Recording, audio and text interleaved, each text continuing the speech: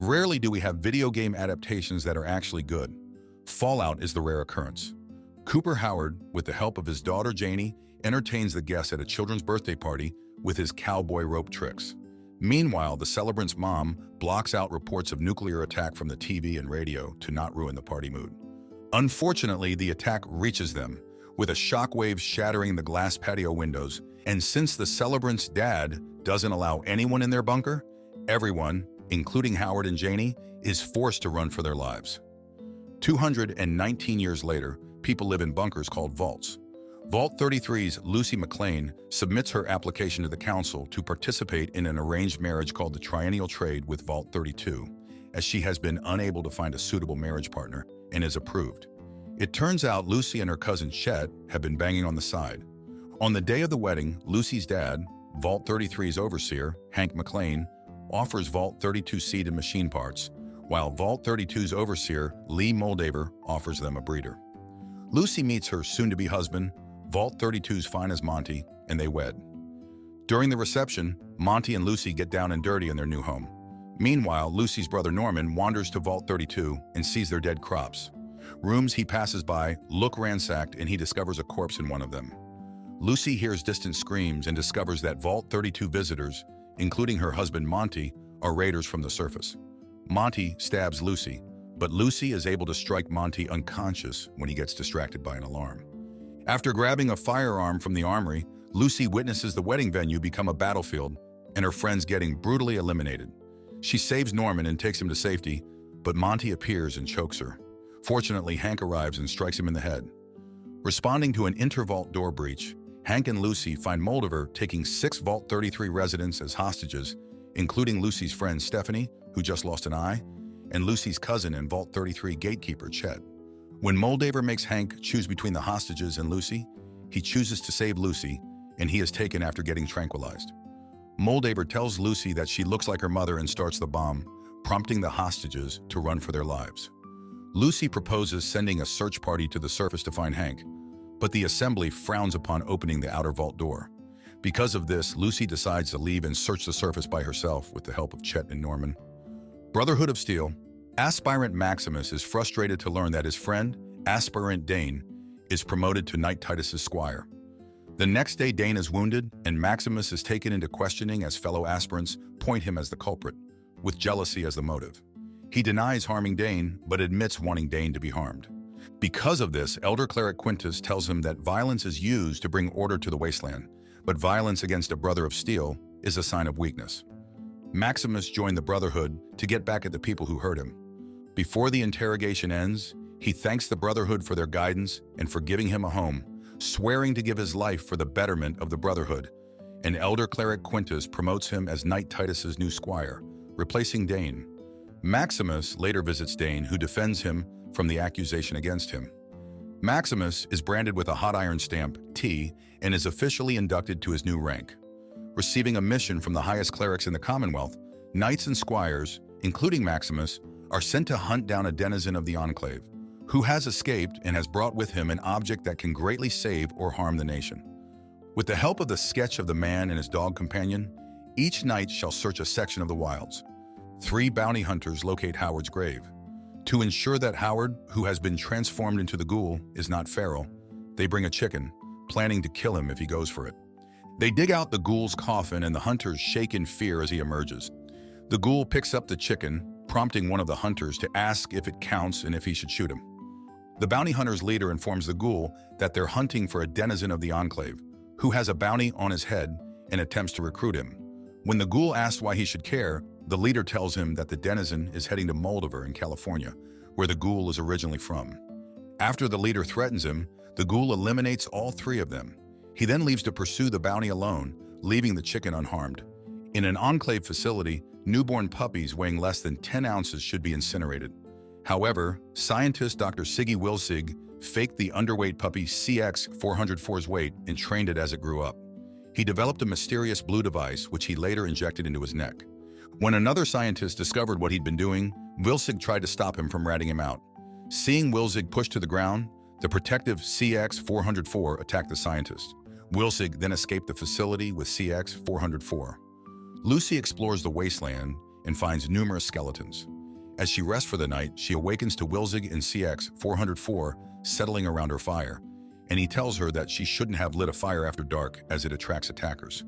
He urges her to return home as vault dwellers are endangered species on the surface, and surface dwellers do not care about laws and rules, unlike the vault. But she refuses to return home without her father. As she insists on staying, he advises her that for her to survive, she needs to be able to adapt. Although Titus and Maximus are assigned to a town called Philly, Titus insists on being dropped in an area miles from it. Meanwhile, Wilzig and CX-404 stop near a cave to rest. As Wilzig opens a can of canned meat, CX-404 brings back a freshly mutilated hand from the cave, which horrifies him. They then hear a growl from the cave. Titus and Maximus arrive at the spot where Wilzig and CX-404 were, and Maximus finds Wilzig's coat in the can of canned meat. After hearing a growl, they enter the cave, and Titus orders Maximus to look for Wilzig even if he has no armor, saying the suit is earned through acts of bravery. A bear appears and attacks Titus, who asks Maximus for help. After Maximus shoots the bear, Titus reprimands him for not responding immediately and rants about the clerics sending him on missions he thinks are stupid. Because of how badly Titus treats him, Maximus denies him a stim pack and lets him bleed to death. Thank the Lord Michael Rappaport is dead in the show. Lucy asks a man who's trying to fix his water filter if he has seen a group of people with a prisoner, to which he says he hasn't. When she offers him a sip of her water, he drinks all of it and asks if she's heading to Philly. He points at a hill and tells her that the town over it called Philly is dangerous. When the man offers her his home, asking her to build a family with him, Lucy respectfully declines. Maximus, now wearing Titus's knight armor, intervenes in a fight between two men and frees the man who's messing with the other's chickens. He then gets elated as he discovers the functions of the armor. Lucy arrives in Philly and encounters a man and a woman in an area where there are a lot of abandoned cars. She greets them, but they ignore her. When she reaches the market, she gets a lot of looks from the locals. A vendor offers her a fresh iguana, which she declines, but when she shows him Hank's photo, asking if he's seen him, he ignores her. Exploring Philly, Lucy finds a store that sells vault tech equipment. Assuming that the store does business with criminals, she mentions to the store owner, Ma June, that she's looking for one. Ma June laughs in her face, amused that Lucy is a real vault dweller, as she thought vault dwellers were all dead.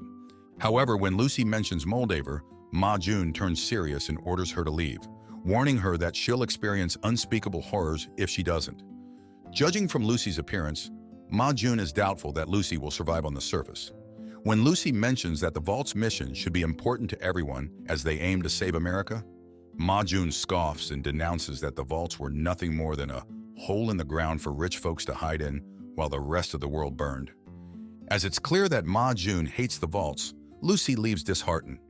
As she exits the store, Lucy reunites with Wilzig, who once again tells her to return home as she is not safe there. She is then shocked when Wilzig displays his broad knowledge of Vault 33. Ma June interrupts their conversation, telling Wilzig to get inside after confirming that he is indeed Wilzig, and orders Lucy to leave. The ghoul, who's been sitting across the store, approaches them, and Ma June tells him his kind isn't welcome in Philly. When the ghoul announces that there's a bounty on Wilzig, Ma June tells him that she herself has been paid a lot to provide Wilzig a safe transport out of Philly. The ghoul shoots Wilzig's leg, causing him to completely lose his foot. Ma June announces that she'll reward whoever kills the ghoul before she does 1,000 bottle caps, but locals fail to take him down. Ma June shoots at him, but he shoots her in the knee. Meanwhile, Lucy enters the store and checks for any information she can use to track Moldaver. When CX-404 attacks the ghoul to save Wilzig, the ghoul injures CX-404. Lucy tries to save Wilzig by calmly asking the ghoul to leave him alone, and Ma June, who hears Lucy's articulate speech, finds it ridiculous. The ghoul, on the other hand, is amused. When he moves towards her, she shoots him with a tranquilizer, but he remains unharmed. Before the ghoul can shoot Lucy, Maximus arrives and saves her. He then tells her to keep Wilzig safe, as Wilzig is an important man.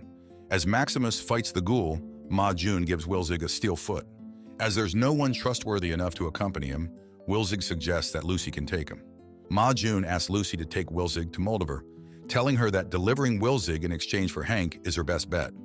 After Ma June gives her Moldaver's coordinates, Lucy and Wilzig escape, leaving behind a wounded CX-404. When Maximus's foot gets caught in a platform, the ghoul tampers with his armor and throws him far. After realizing that Wilzig is gone, the ghoul heals CX-404 and uses him to track Wilzig. As they stop to rest, Wilzig tells Lucy that he's not going to make it, but Lucy, although horrified at the sight of his bloody steel foot, tells him that they'll make it together.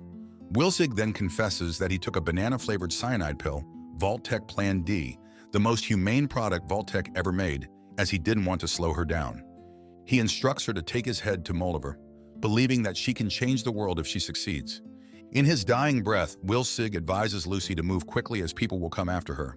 He tells her he trusts her as she is a vault dweller, and advises her to start acting like a surface dweller for her to survive.